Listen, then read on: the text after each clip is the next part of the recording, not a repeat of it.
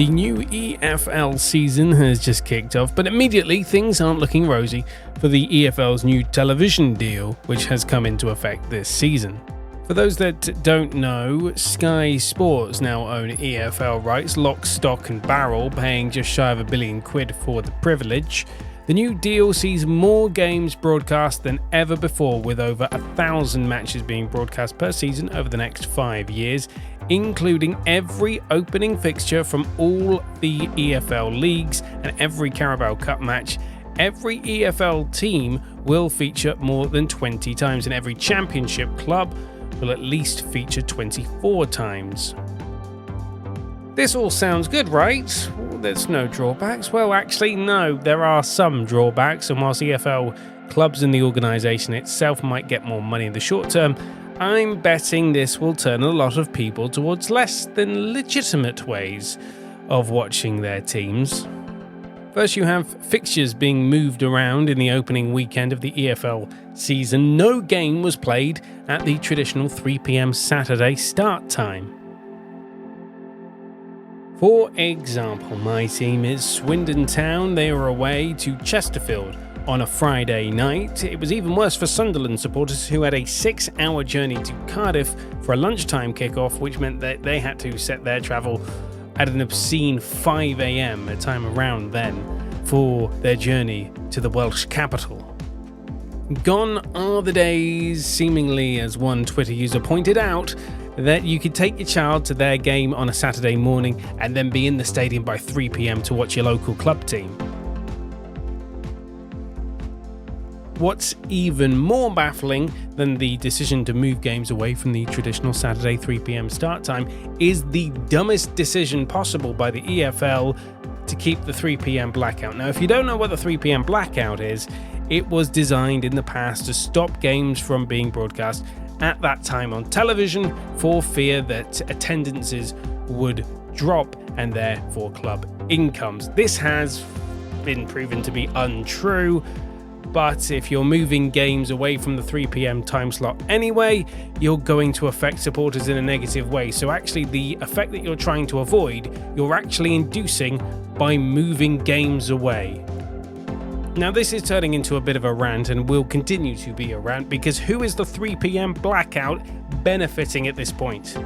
Because it's not the clubs, who will see falls in attendances because games are moved to unreasonable times and unreasonable hours and places that they can't get to at a reasonable time.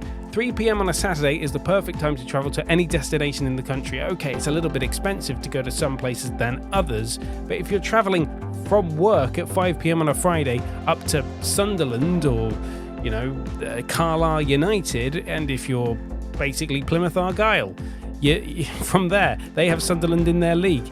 That is a massive cost, and you're never going to get there in time. Same with the Sunderland fans travelling to Cardiff at 5 a.m. in the morning for a lunchtime kickoff. Absolutely disgraceful, and you're going to have a negative impact on your supporters. So basically, who does this blackout benefit?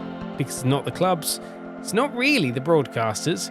It just reeks of the EFL's greed and desperation to catch up to the Premier League. And to be honest, I was able to watch Sky Sports Plus and their commentary of Chesterfield versus Swindon, the opening game on the Friday night of League 2.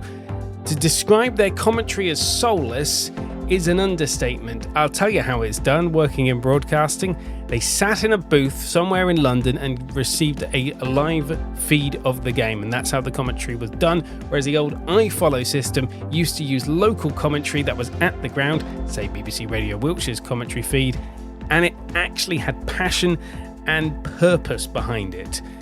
And that's going to be lacking here for Sky Sports Plus.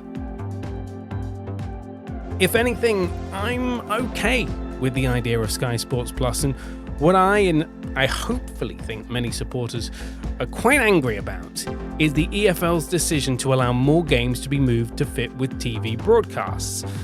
And this is a continuation of the outdated and gargantuanly stupid 3 p.m. blackout, because if you created a legitimate way for EFL fans to watch their team's 3 p.m. matches on a Saturday on Sky Sports, I think the majority of fans would go for it. Having said that, there is nothing better than the atmosphere of a live football match. However, if you're working or cannot attend the match because you don't live local and you now can't watch it on television through legitimate means, you're the one missing out, not the EFL or your club.